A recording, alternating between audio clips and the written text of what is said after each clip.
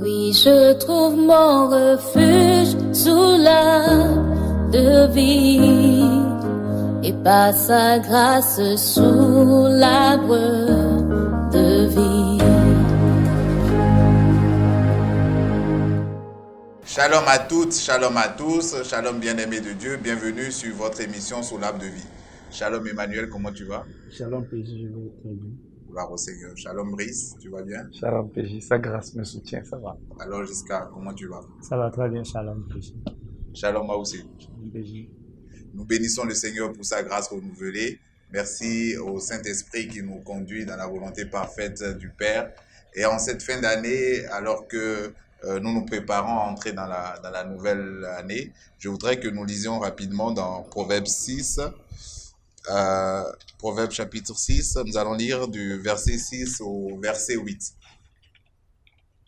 Vous y êtes? On répond, nous y sommes. Nous y serons, nous y sommes. Donc, Proverbe 6, je lis, va vers la fourmi, paresseux. Considère ses voies et deviens sage. Elle n'a ni chef, ni inspecteur, ni maître. Elle prépare en été sa nourriture. Elle amasse pendant la moisson de quoi manger. Alors, chers frères, comment, en tant qu'enfants de Dieu, comment devons-nous préparer l'entrée dans cette nouvelle année qui s'annonce?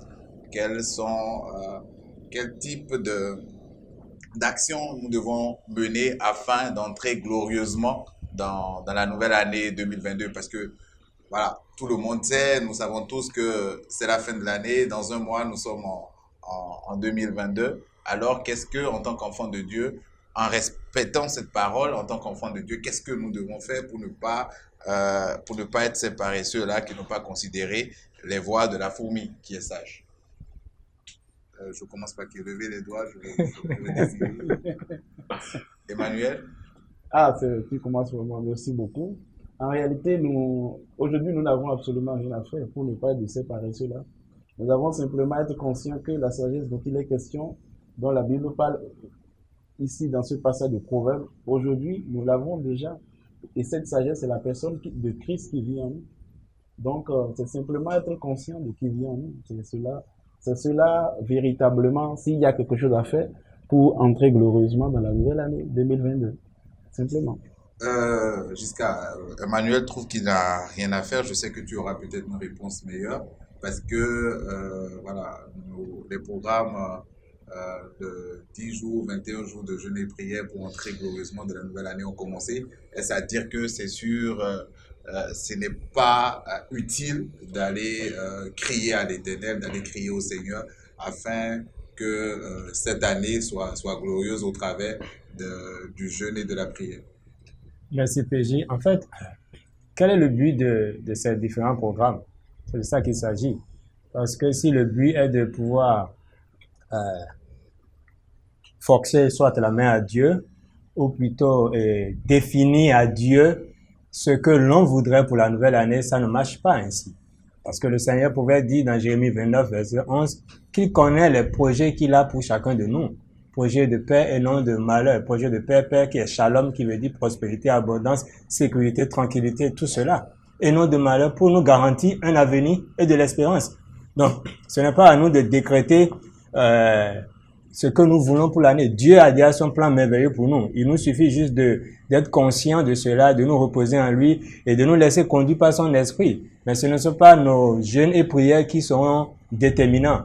Mais c'est l'amour, la bonté, la grâce de Dieu pour nous au travers de l'excellence de l'œuvre de Christ à la croix, lequel a déjà tout accompli pour nous. C'est par cela que nous aurons accès aux merveilles de Dieu pour la nouvelle année. Et Jésus pouvait dire, lorsqu'il est venu dans Luc 4, verset 18, il a dit qu'il est venu pour annoncer une année de grâce de la part de l'Éternel. Donc quand on parle d'une année de grâce, c'est une ère de grâce, un temps indéfini dans lequel nous sommes déjà. Donc qu'on le veuille ou pas, toutes les années pour nous, enfants de Dieu, sont des années de grâce. Donc il n'y a même pas lieu de pouvoir, parce que souvent ça se passe comme ça, on dit 2022 sera une année de ci, année d'abondance, année de témoignage, année de signes, année de merveille. Tout ça, c'est la pensée humaine. Ce sont nous-mêmes, ce qu'on désire, ce qu'on veut. Or, ce que Dieu veut, c'est que l'année soit une année de grâce. Donc, c'est l'essentiel, ça. Oui, c'est-à-dire que 2022, c'est pas l'année de notre année. C'est l'année de mon année, c'est pas l'année de notre année. Est-ce que Ce faisant, si je m'en tiens à ce que Emmanuel et que Giscard sont en train de partager aujourd'hui, est-ce que ça veut dire que le chrétien, l'enfant de Dieu, doit dormir alors qu'on sait toutes les préparations que dans le monde des ténèbres sont en train d'être faites, les sacrifices, tout ce qui est en train d'être fait. Est-ce qu'il y a pas, est-ce que le chrétien n'a pas de préparation à faire? C'est bien dit, va vers la fourmi, va vers la fourmi paresseux, considère ses voies et devient sage. Lui, il prépare sa nourriture, il prépare sa nourriture, il amasse pendant la moisson. Est-ce que, voilà, quand je m'en tiens à ce que Giscard dit, je reste tranquille, pépère, il n'y a pas de problème, c'est l'année de grâce, je dors, je me réveille, et puis bam, l'année est bonne pour moi. Est-ce que c'est ça? D'abord, je rends grâce à Dieu pour ce temps qu'il nous donne. D'abord, je dirais, ce n'est pas que parce que nous sommes dans l'année de grâce, nous allons nous coucher, nous ne faisons rien, et puis il n'y a rien, il n'y a rien, il n'y a rien. Je ne dirais pas ça dans ce sens. Mais ce que je crois, et ce en croit aujourd'hui par la grâce de Dieu, j'ai foi, c'est que le Seigneur nous veut être plus conscients de sa grâce qui est disponible pour nous, plutôt que ses œuvres, en fait. Parce que généralement, le point sur lequel j'irai, c'est quoi la motivation? Qu'est-ce qui motive beaucoup pour entrer dans ces programmes? Généralement, tu entendras des croyants qui disent que c'est la fin de l'année et que les sorciers sont en train de faire des bilans. Donc, c'est motivé par la peur. Ah, ok, il faudrait pas que... Ah, on a passé le mois de novembre, gloire à Dieu, il y a décembre qui est là. Ah, il faut qu'on voit et l'année qui vient. Et je bénis le Seigneur pour la pensée qu'il a inspirée à Giscard, parlant du fait que nous sommes dans une année de grâce et que toutes les années calendaires que le monde connaîtra, que nous connaîtrons en tant que croyants, c'est pour le Seigneur une année de grâce et nous sommes dans cette année de grâce. Maintenant, si tu parles de ce que nous devons faire dans cette année de grâce, j'ai foi en celui qui nous a appelés, qui commence toutes choses par la fin et qui est en train de conduire toutes choses à perfection, qui est en train de nous conduire. Si le Seigneur veut que je prie, je vais prier. Si le Seigneur m'inspire un plan de programme, je vais prier. Si le Seigneur inspire un plan de jeûne, nous allons le faire. Mais ce qu'on remarque, c'est que de façon systématique, c'est comme si chaque fin d'année, on doit faire un programme. C'est un rituel. C'est devenu un rituel. Et il faut que chaque année, on se retrouve pour prier, pour bloquer, peut-être pour détruire les plans du diable. Mais on doit, en tout cas, les bergers, les pasteurs doivent préparer le peuple de Dieu à entrer dans la nouvelle année. Ils doivent, Il faut la réveiller spirituellement. voilà, ils doivent susciter ce réveil-là, ils doivent concentrer le peuple de Dieu Parce qu'ils étaient endormis. vers l'essentiel. Pendant 11 mois, on est endormi, le deuxième mois, il faut réveiller pour... Non, nous sommes, charger voilà, les batteries nous sommes dans spirituelles. la fin des temps. Maoussé, qu'est-ce que toi, Merci. qu'est-ce que tu dis? Merci beaucoup, PJ. Là, en fait, directement, je veux dire, tout à l'heure, tu as dit, les pasteurs, les bergers doivent préparer les brebis à rentrer dans la nouvelle année. Le Seigneur n'a pas appelé les bergers à un ministère de préparation des brebis. Non. Le berger est établi. D'ailleurs, même, c'est le Seigneur lui-même qui reste toujours le berger de sa bergerie. Oui, mais il a Et établi il a des pasteurs, établi, des évangélistes. c'est comme des responsables de classe, en réalité. C'est ça. Et donc, leur rôle est tout simplement, en fait, de répéter ce que le maître dit. C'est comme, en fait, amplifier ce que le maître dit dans le secret aux brebis, c'est tout. C'est tout. Donc, dit que les pasteurs ou bien les bergers sont appelés à préparer les brebis à rentrer dans la nouvelle année. On parle de quelle année, en fait? C'est tout ça, en fait, qui je peux dire, qui encourage, hein, excusez-moi l'expression, hein, mais le désordre, en fait. Oui, c'est parce que les gens sont motivés par la peur. Et oui, lorsqu'on est à la fin de l'année, tout à l'heure, Jessica parlait de Luc 4, là où le Seigneur Jésus disait en fait qu'il est venu, il dit, l'Esprit du Seigneur sur moi, parce qu'il m'a oint pour annoncer, hein, je résume, une année de grâce du Seigneur. Et nous savons qu'un jour devant Dieu, un jour est comme 1000 ans en fait, devant Dieu. Et donc Dieu parle d'une ère, d'une dispensation, d'un régime. Donc nous sommes dans cette année-là de grâce, qui n'est pas une année calendaire. Donc lorsque nous parlons de l'année calendaire et tout, il faut que d'abord les brebis puissent en fait avoir la conscience de ce que nous sommes d'abord dans l'année de grâce, dans la dispensation du Seigneur. Mais est-ce que la grâce exclut la prière et le jeûne? Non, Parce non. que je vous entends venir. Donc c'est utile de pouvoir jeûner et prier, d'entrer dans la nouvelle année. Oui. C'est utile la grâce n'exclut pas la prière. Non, pas du tout. On est d'accord sur ça. Mais c'est le contenu de la prière qui pourrait poser un problème. La Ou bien la motivation. motivation. Oui, la motivation. Voilà. Parce qu'aujourd'hui, comme Brice l'a dit, c'est la fin d'année, donc les gens se disent, les sorciers sont en train de faire un bilan, donc pour ne pas être victime des sorciers. Les différents programmes qui sont Mais organisés. tout le monde ne prie pas forcément pour des sorciers. Certains prient pour avoir la révélation, Oui, pour avoir la révélation, pour avoir la la révélation de la nouvelle année, pour avoir le thème de la nouvelle année, Non, pour avoir la direction divine. Il y a... Non, mais Emmanuel, Aïe, aïe, aïe. C'est terrible ce que je suis en train parlons-en parce d'entendre. que c'est... La vérité est que, est-ce que Dieu donne de nouvelles directions divines pour une année? Il y a une seule direction qui a été donnée. À partir du moment où Jésus-Christ est venu, il a accompli le parfait, il y a désormais une seule direction. C'est la croix de notre Seigneur Jésus-Christ. Il n'y aura pas de nouvelle direction. Chaque année que les hommes appellent année, pour Dieu, il n'y a pas de nouvelle direction. Il n'y a que la croix de notre Seigneur Jésus-Christ qui est toujours exaltée, continuellement. Ce n'est que la seule direction qu'il y a. Et ce qui fait quand j'étais en train d'écouter les frères, on parle de nouvelle année, les gens disent que les sorciers sont en train de faire du bilan, donc il faut prier, 21 jours de jeûne et prière, 10 jours de jeûne et prière, et on dit à la fin, cette année, c'est la fin, tu sors des prisons, c'est la fin, tu arrêtes de subir, c'est fini l'année de domination. Ça, c'est des phrases qui reviennent souvent. Oui, hein, mais, que je suis mais chrétien. c'est normal que Je me rends compte qu'à chaque fin d'année, c'est normal, qu'on sort des prisons, mais la au vérité, bout de l'année, on y rentre encore. là, oui, mais Comment c'est ça se les passe, mêmes en fait? personnes qui disent tu sors des prisons qui emprisonnent les gens. Pourquoi? Parce que il faudrait déjà qu'on sache que la nouvelle création n'est pas en prison. La nouvelle création n'est jamais emprisonnée. Nous ne sommes pas de ceux hier qui pouvaient être emprisonnés. Dieu a créé une nouvelle création que nous sommes devenus. La Bible parle de la nouvelle création. Et c'est de ça Galates parle que ce qui compte, ce qui importe, c'est la nouvelle création. La nouvelle création n'est pas emprisonnée. Ça, c'est un. Et deux, la nouvelle création ne connaît pas bilan.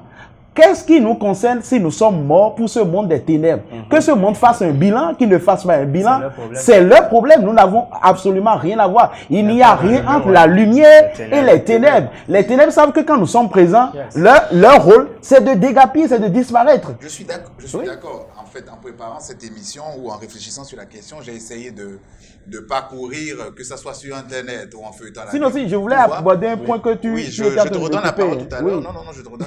Pour voir si dans le Nouveau Testament, il y a eu, cette application. Donc, tu es dans ma pensée. Cette application de Tu es préparation. exactement dans ma pensée. Je te laisse finir. C'est ce que je voulais dire. Est-ce que dans l'histoire de l'Église, de Jésus-Christ, jusqu'à l'église primitive, les apôtres, où est-ce que nous avons vu cette pratique? Moi, j'ai entendu un homme de Dieu qui disait que peut-être les démons en Afrique sont plus puissants que les démons en Europe. Oui, mais c'est des bêtises, On ne peut pas dire que des démons en Afrique sont plus puissants que les démons en Europe. C'est à croire que Dieu fait une cartographie des démons. Ou bien Satan fait une cartographie des...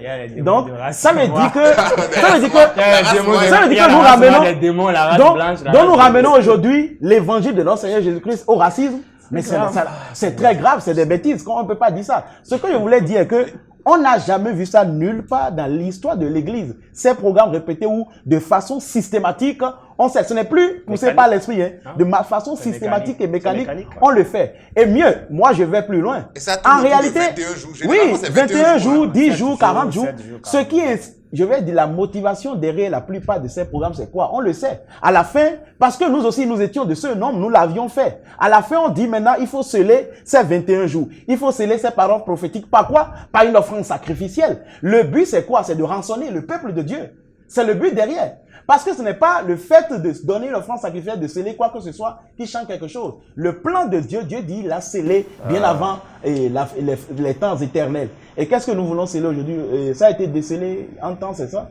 Donc, je me demande. Oui, donc tu abordes une question qui est essentielle aussi, c'est celle des offrandes sacrificielles, c'est celle de l'activation de la bénédiction. Personnellement, plus de 10 ans d'expérience dans la marche chrétienne, j'ai été toujours déçu en fin d'année parce que j'ai scellé, j'ai décellé, j'ai laissé ma famille affamée parce que j'ai suivi certains types d'offrandes. Peut-être que pour moi, j'ai pas peut-être observé forcément tout ce qui va autour, ou peut-être après j'ai péché et ça a tout gâté, je ne sais pas. mais peut-être que j'étais aussi dans le péché, mais ça n'a pas Il te manquait une clé. empêché l'homme de Dieu de recevoir ça. Donc, en fait, je voulais poser la question et de savoir, est-ce que aujourd'hui le chrétien, comme il dit, doit pouvoir sceller l'année, doit pouvoir faire des offrandes sacrificielles pour pouvoir déclencher, à moins que, voilà, pour pouvoir déclencher la nouvelle année. Brice. Si au travers de nos offrandes ou au travers de ce qu'on va Oui. faire, Oui, on est doit à même, le chrétien est à même de faire quoi? de déclencher la nouvelle année, de pouvoir activer La les prospérité. bénédictions Au de fait, 2022. moi, ma question, c'est de quoi on parle? Est-ce qu'on parle de l'évangile de Jésus ou autre évangile? Et l'apôtre Paul a message. été clair. Autre Message. message. Ouais. L'apôtre Paul a été clair. C'est-à-dire, s'il ne s'agit plus de l'évangile qui dépend le Christ mort à la croix et que ça doit être autre chose, honnêtement, que cette personne soit anathème, comme l'apôtre Paul l'a dit. Parce que en réalité, Mais c'est au nom de Jésus-Christ que tout ça se fait. C'est non au mais nom de attends, Jésus-Christ. Parce que quand on finit la prière, on dit au nom de Jésus-Christ et les gens donnent. je ne refuse pas. Au fait, là où je vais, c'est que il ne s'agit pas, c'est pas ce que moi je fais qui va activer ou enclencher quelque chose. Sinon, finalement, à quoi sert la croix dans notre vie, honnêtement? À quoi sert le fait que nous parlons de l'évangile de Jésus? Pourquoi Jésus-Christ serait venu? Pourquoi il serait allé à la croix? Il serait allé à la croix pour qu'aujourd'hui, ce qu'il a rendu disponible, nous venions l'activer. Maoussé, moi, Comment? l'image que ça me donne, c'est l'image de quelqu'un qui s'appelle Dieu, mais qui attend qu'on lui apporte de l'argent d'abord avant qu'il. Donc, C'est du c'est comme, charlatanisme, ça. c'est comme c'est du si charlatanisme. Dieu vendait ses bénédictions Ouais. de nouvelle année, il vendait ça à ses enfants. Je ne sais Ouais. pas si l'image est assez, Oui, bien sûr, est bien assez sûr. parlante, mais c'est comme si Dieu, en fin d'année maintenant, il se réjouit de pouvoir. Donc, ça veut Collecter. dire que Dieu n'est pas content du début de l'année, quoi. Il est plus content des fins d'année parce que c'est le moment pour lui de pouvoir rançonner. Certainement, c'est pas Dieu. Non, mais c'est pour ça que je voulais poser la question à Emmanuel. Est-ce que ça, à Maoussé, pardon, est-ce que ça ressemble à l'évangile de Jésus-Christ? Ok, merci beaucoup, Régis. Et en fait, ça, ce n'est pas l'évangile de Jésus-Christ. Ce n'est même pas que ça ressemble. C'est pas ça. Parce que l'Esprit de Dieu nous dit dans 1 Corinthiens 15, verset 1 à 5, il dit, je vous rappelle l'évangile, la bonne nouvelle que je vous ai annoncée. Et c'est en croyant dans l'évangile là que vous êtes sauvés si vous la retenez telle que je vous l'ai annoncée. Sans quoi vous aurez cru en vain. En vain, ouais. C'est-à-dire, il y a la possibilité de croire sans résultat. Dès qu'on essaie d'annoncer un message et qui n'est pas ce que l'esprit de vérité, le témoin oculaire de la croix, celui qui était présent quand Jésus mourait sur la croix, celui qui a assisté à tout, en fait, c'est lui seul qui atteste la vérité. Lorsqu'on n'annonce pas dans l'état ce qu'il a dit, mais on annonce autre chose aux gens, en fait, Dieu n'est pas engagé. C'est-à-dire, Dieu même est étonné du message. Dieu même se demande, il touche les gens, il dit, regardez, écoutez, ça là, c'est moi qui dis ça. En fait, Dieu même est choqué du message. Dieu dit, Du rançonnement de fin d'année. Dieu dit, écoutez, et Romains 9,7 dit quelque chose. Romains 9,7. Je te lis ça La ici. parole de Dieu nous dit que les bénédictions de Dieu ne dépendent pas de celui qui veut, ni de celui qui fait des efforts pour les avoir. Tout découle de la compassion divine. C'est-à-dire, écoutez, on est en train de parler de qui? C'est comme c'est la prière qui Quelle déclenche est la l'image? compassion. Écoutez, non, je finalement. viens. Oui, permets. Si. Tu sais, vous savez, la vie chrétienne ne commence pas par la prière. Excusez-moi. Non. La vie chrétienne ne commence pas par la prière. Jésus n'a pas dit, vous connaîtrez les techniques de prière et ces techniques Vous vont vous rendront libérer. Non. Il a Donc, dit, vous vous connaîtrez la activez. vérité et la vérité vous affranchira. Ouais. Donc, la vie chrétienne commence par l'écoute de la bonne nouvelle, l'écoute de l'évangile. Et pardonnez, n'ajoutez rien, ne retranchez rien. La bonne nouvelle Voilà. libère du rançonnement parce que Jésus-Christ, on a vu dans Marc 11, quand il est rentré dans le peuple, il a renversé la table des marchands de colombes, ceux qui vendent des onctions. Peut-être qu'on va revenir sur ça. Oui, Oui, je voudrais revenir sur un passage, 1 Corinthiens 2, verset 9, Oui. qui nous dit que ce que l'œil n'a jamais vu, ce que l'oreille n'a jamais entendu, ce qui n'était jamais monté au cœur d'aucun homme, voilà ce que Dieu a préparé pour ceux qui l'aiment. Et dans nos précédents numéros, nous avons déjà vu et compris que ceux qui aiment Dieu, ce sont ceux qui croient en Jésus-Christ. Donc, Dieu a préparé déjà à ceux qui croient en Jésus-Christ ce qu'aucun œil n'avait jamais vu, ce qu'aucune oreille n'avait jamais entendu, ce qui n'était jamais monté au cœur d'aucun homme. Alors, qu'est-ce que nous voulons encore préparer, bien-aimés? Si Dieu a pris le temps, a pris le soin de tout préparer pour nous, de préparer pour nous ce que nous n'avons même jamais imaginé, ce qu'aucun être humain n'a jamais imaginé, pourquoi perdre du temps pour dire que nous sommes en train de préparer une année? Bien-aimés, restons juste unis à Dieu et nous allons voir s'exprimer, se déployer, se manifester jour après jour dans nos vies, ce que aucun œil n'a jamais vu, ce que aucune oreille n'avait jamais entendu et ce qui n'était jamais monté au corps de ça me fait penser à quelque chose, mais quand la rentrée scolaire vient, est-ce que c'est l'enfant qui prépare la rentrée scolaire ou c'est le papa qui prépare la rentrée scolaire? Le problème, c'est que, bon, comme les enfants ont refusé d'être enfants et ils sont devenus fils et père et maîtrisent toutes choses, ils peuvent se... Comment ils appellent ça en grec pour tromper les gens? Huyos, et puis... Ou je ne sais quoi, là. Pour tromper, ils disent huyos. Quand même, il faut arrêter avec ça. Népios, On dirait qu'on torture les gens. Tout à l'heure, quand tu disais, par exemple, qu'il faut préparer l'année, tu lui demandais que les bergers doivent préparer les brebis. Oui. Depuis quand une brebis connaît les techniques de préparation d'une année? Vous avez déjà vu une brebis se demander, je vais rentrer dans une nouvelle année? Non, mais c'est pour que le berger connaît, il apprend à la brebis à le faire. On n'apprend pas la brebis à faire. À préparer, On ne lui prépare rien, c'est le berger qui prépare ça et la brebis mange. Le bébé prépare, la brebis mange. Pour revenir à la question de ce rançonnement de fin d'année rapidement, 2 secondes, tu auras la parole.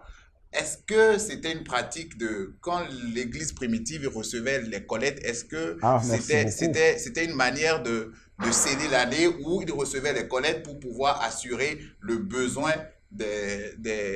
pour pouvoir répondre aux besoins au sein de l'Assemblée. Parce que moi, dans Corinthiens, Paul dit chaque fois, j'aime beaucoup ta question, ça me fait du bien. J'ai pris les collectes pour l'église de Jérusalem. Oui. On dit ils apportaient au pied des apôtres tout ce qu'ils vendaient et qu'ils n'avaient pas d'indigents, donc on sent une redistribution. Mais est-ce que cette redistribution continue aujourd'hui? Tu as 30 secondes. Merci beaucoup. Il faut dire que c'est dans Actes 4, versets 33 à 35.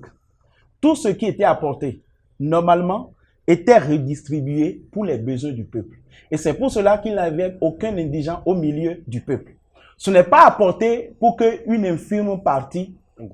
Pour sceller l'année. Non, absolument pas. Ce n'est pas ça. Et mieux, j'irai plus loin. Le passage qui est utilisé pour rançonner aujourd'hui le peuple de Dieu, celui qui sème peu moissonne peu, celui qui sème abondamment moissonne abondamment, de 2 Corinthiens 9 là. Ouais. Ce passage-là, c'est dans le contexte où Paul était en train de faire une collecte pour les chrétiens de Jérusalem. Et il dit après que quand il leur a envoyé ça, ils seront contents du fait qu'aujourd'hui, maintenant, ils ont mis ensemble ce qu'ils ont avec eux. Et il a bien notifié que c'est leur superflu. Et quand on lit bien le passage, j'étais sur le passage dans la semaine, on constate que il dit que c'est Dieu les bénit et c'est leur superflu qui servira à donner pour aider les autres. Donc, il ne s'agira pas de donner tout ce que tu as. Non, absolument pas ça. Même les gens qui vendaient et qui amenaient au pied des apôtres, c'était pas les gens qui vendaient leur maison qui devenaient des sans-abri. Ils vendaient de leur superflu et quand on rassemblait tout, la collecte, cela est redistribué. On ne laisse pas quelqu'un partir parce qu'il a donné offrande sacrificielle, il ne sait même pas quoi manger à la maison. Ce n'est pas destiné à assurer les besoins d'une personne donnée, d'une minorité. Ce n'était pas ça. Aujourd'hui, malheureusement, nos assemblées sont devenues, comme Jésus l'a dit. On appelle l'église. Hein? Oui, qu'on appelle église, nos assemblées. Comme Jésus l'a dit dans Marc 11, des cavernes de voleurs, où le peuple de Dieu ne bénéficie plus de ce qui est apporté. Et il y a plein d'indigents, alors qu'il y a un groupe qui est engraissé, des brebis qui sont devenues grasses, au lieu de laisser la distribution équitable à tout le monde. Et on appelle ça que c'est ça ce que Jésus-Christ a établi. Mieux, vous savez ce qui est terrible, c'est que c'est toujours les pères, les soi-disant pères, qui demandent aux fils de donner. Or, Dieu nous a montré que c'est lui qui donne, c'est au Père de donner. Je te mets au défi en 2022, vous allez entendre des pasteurs qui ont commencé par recevoir la révélation de bénir financièrement, matériellement, la vie des des Ouais, chrétiens. c'est vrai. C'est vrai que ça va faire, C'est clair qu'il y a ça va déjà, faire le il y a buzz déjà dans certains l'histoire. qui le font. Ça va faire le buzz C'est dans sûr qu'il y l'histoire. a certains qui le font Ça déjà. va faire le buzz Peut-être dans que ça fait l'histoire, pas mais du tapage. nous prions fermement Ah, que ce serait bien. en 2022, qu'on puisse avoir de ces genres de Et témoignages. là, le à la- pasteur est en à la- voiture, les chrétiens aussi sont en voiture. à la Et gloire c'est de Dieu le la Père. répartition équitable. Shalom à tous, shalom à toutes. Vraiment, le temps imparti va tellement vite, et donc nous allons conclure, nous allons atterrir pour cette émission. Sans doute, nous allons revenir sur une deuxième partie de l'émission afin de pouvoir aborder certains aspects, dont notamment la question de la distribution des offrandes selon le cœur de Des Dieu. dîmes et des offrandes. Des dîmes et des offrandes Ouais. selon le cœur de Dieu. Ouais. Nous bénissons le Seigneur pour tous ceux qui nous ont écoutés. Shalom à toutes et à tous, et à bientôt pour notre prochain numéro de votre émission sur l'Arbre de vie. Shalom.